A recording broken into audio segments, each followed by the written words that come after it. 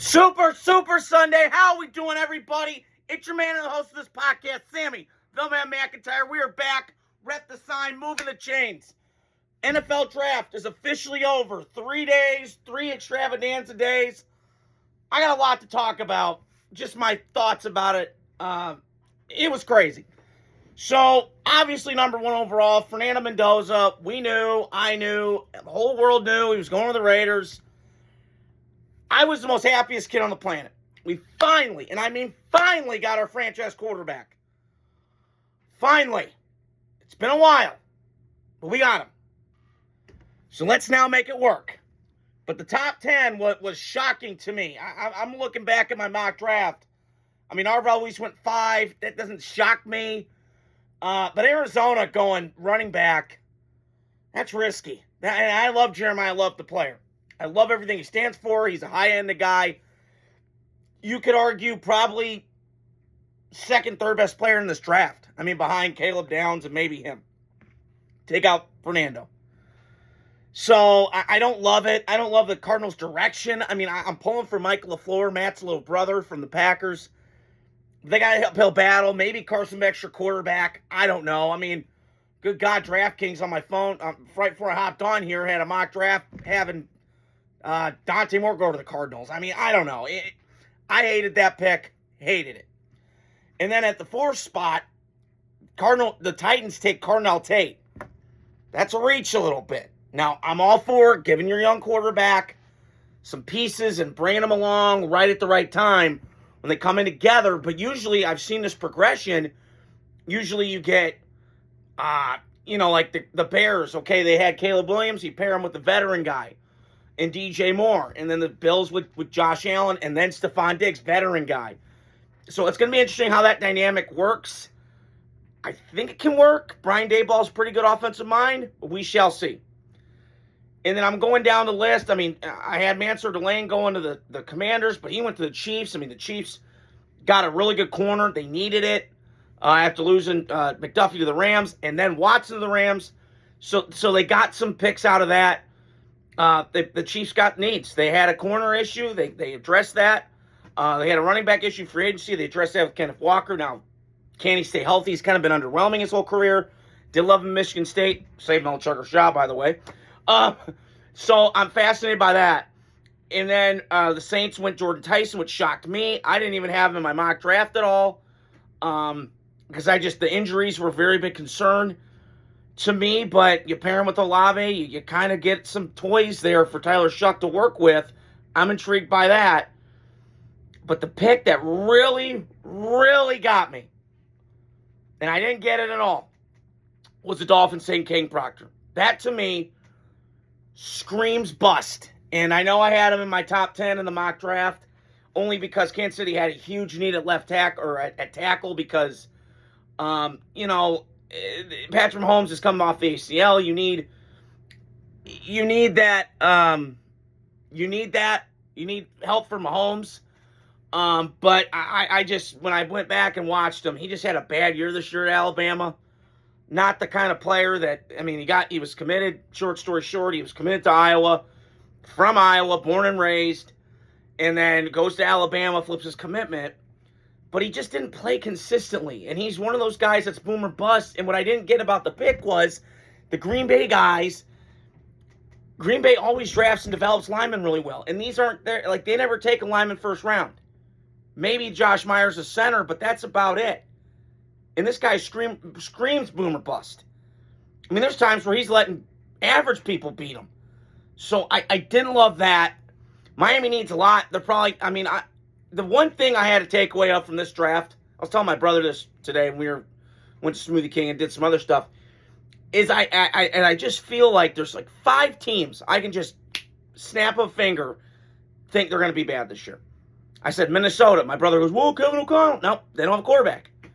That whole situation. No GM. I mean, their pick was awful. I mean, that Caleb Banks guy, he's like a 16th ranked player. Could have been a 3rd round pick. I heard some teams wanted to take him 3rd round. And they took him 18th. That didn't make sense to me. But again, Minnesota being a void of GM, you're kind of got a guy that's a cap guy, but is he really no personnel? I just didn't love that. I thought I thought the Lions and the Panthers really did some good work getting offensive line help for Jared Goff, who it was kind of down year, but Jared Goff also put up really good numbers last year. But I really liked Monroe Freeling to Georgia to go to the Panthers. They can have him sit for a little bit. This is a very good football team in Carolina. I'm not the biggest Bryce Young guy. I think he's got a lot of pressure on him this year. And then when I read the article, they added Chris Brazzell 4th round, which I thought that was a steal. I knew he was a first, second round guy, maybe third. But every time I watch Tennessee football this year, and I watch it because I got 2 cousins that went there, and my cousin Alex, his wife, Anna Beth, went to Georgia, so I obviously have some SEC ties. So obviously I'm watching.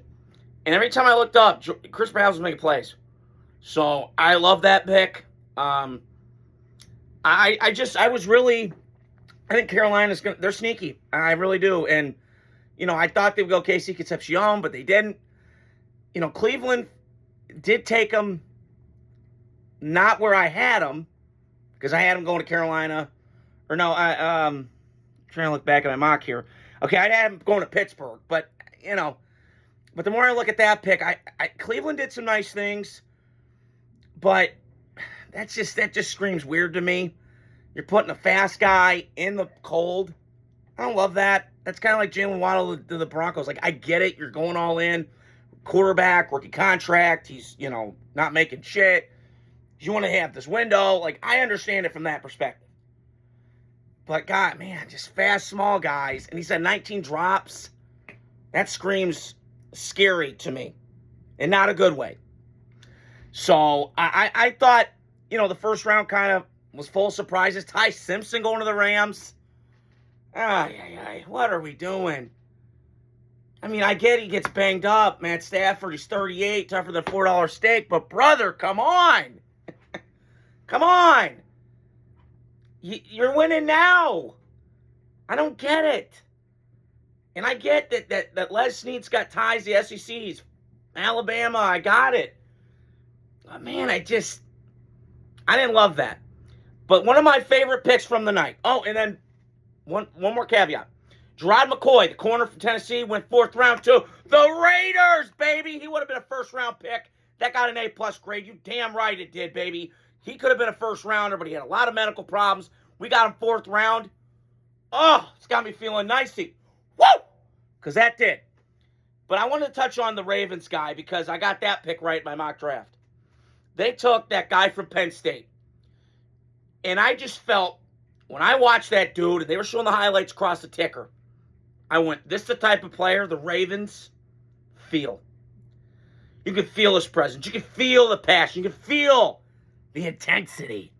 Right? I felt it. I'm watching it. He's pancaking people. He's putting people on their ass. I'm like, yeah! Yeah! That's all line play, baby. Hat on hat, you block somebody, and you put him on his ass. Physicality. Violence. And I loved it. And I know, people are saying, well, he didn't play anybody. I see what I need to see.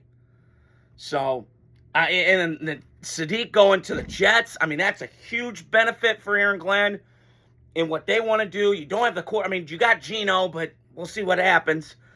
I mean, they're already picking Arch Manning to go there. I don't know. Fingers crossed. God help us. But and then Dallas getting Caleb Downs, which that's huge. Huge for them. Sonny Styles going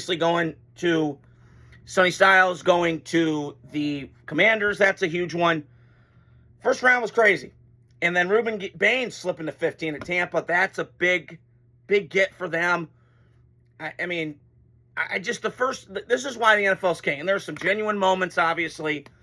But I really was intrigued by the draft this year. And I thought that the way they flipped it, instead of it being, they're going from 7, 10 minutes to 8 really helped a lot for me to kind of speed it up, quicken it. Maybe I'm hearing some rumors they might go to 5 minutes, which I wouldn't be opposed to hating it, but I kind of like the 8-minute. But, hey, the NFL always they're like a business model. Let's try and create new ways, because our attention spans are small. I have ADHD, not afraid to admit it. It's a blessing and a curse. But, it just depends. So, that is all I got for you guys right today. Hope you guys are doing well on the Super Sunday. Love you guys. Putting out content. Adios. Godspeed.